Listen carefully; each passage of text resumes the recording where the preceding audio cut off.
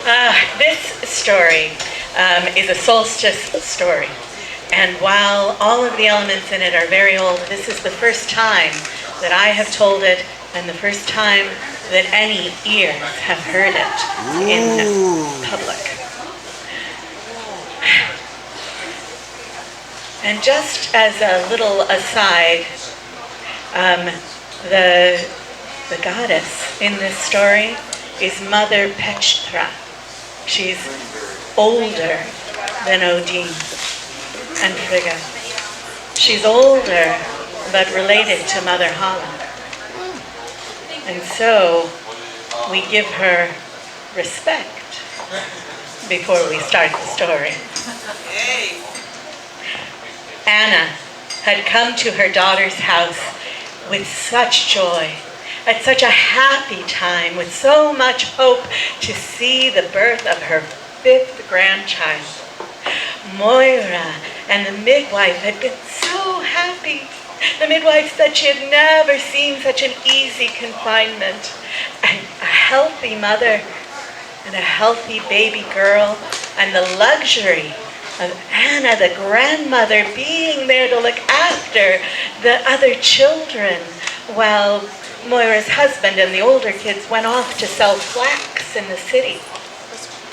When this baby girl was born, she had a smile that made the sun seem to shine on the darkest night, whether there was a moon or no. And all seemed very well. But just before her naming day, as it was coming on towards solstice, a fever took that baby and stopped her lungs and stopped her heart. And her mother, Moira, went to bed. And she slept all day and she wept all night. And that went on through the turning of the wheel, back through solstice once, and on through solstice another time. And it had been almost a full turn again. Her husband had taken the older children into the city to sell flax and had never returned. And it was all that Anna could do to get food down her daughter's throat to keep her alive. No amount of begging from the other little children. Mama, come out, be with us. It could not bring her from her bed.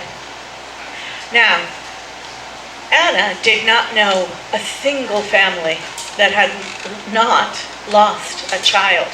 The times were hard and bloody, as James has said before. Anna herself had lost 2 babies before they ever drew breath, and Moira's oldest brother had come back from the king's war in a box. And although after time had gone past, the pain did not lessen, it seemed that people were able to get on with their lives. But this death had hit differently.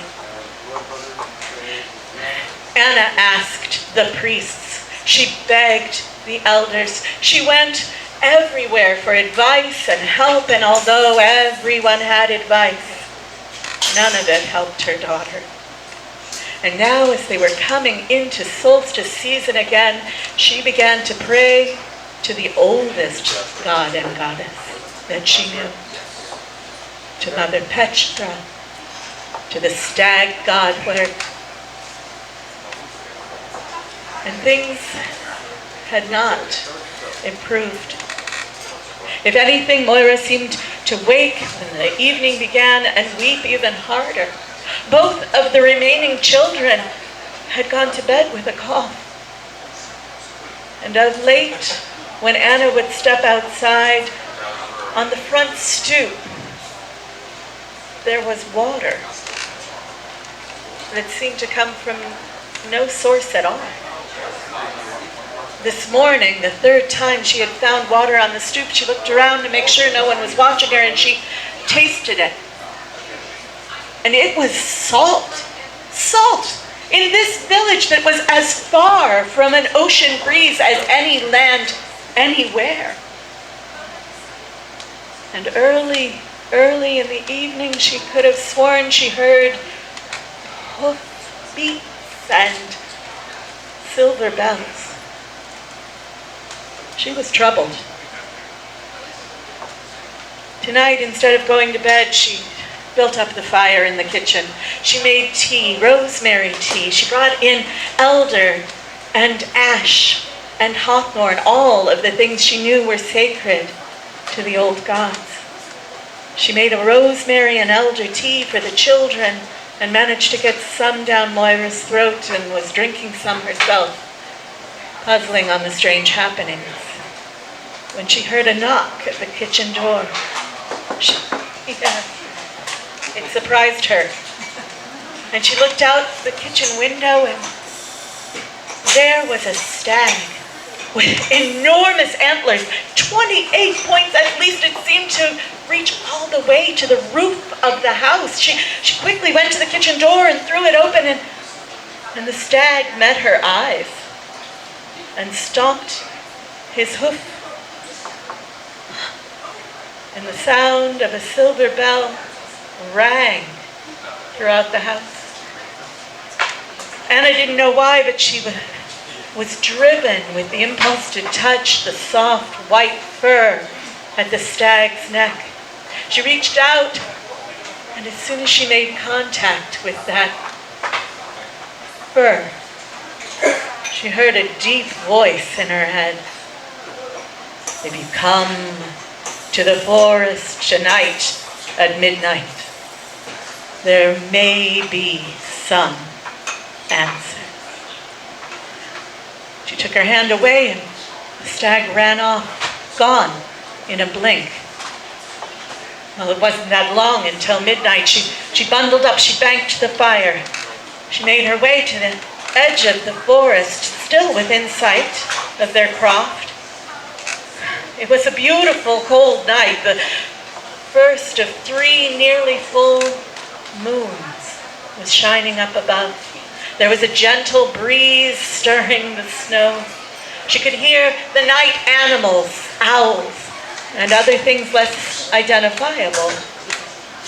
But when midnight came, there was a complete and unnatural hush. And then she heard it. The hooves, that ringing silver bell, followed quickly by hoofbeats and the sound of more animals than she could even imagine. Like thunder, she turned and she saw coming up out of the ground that same stag, followed quickly by every kind of animal.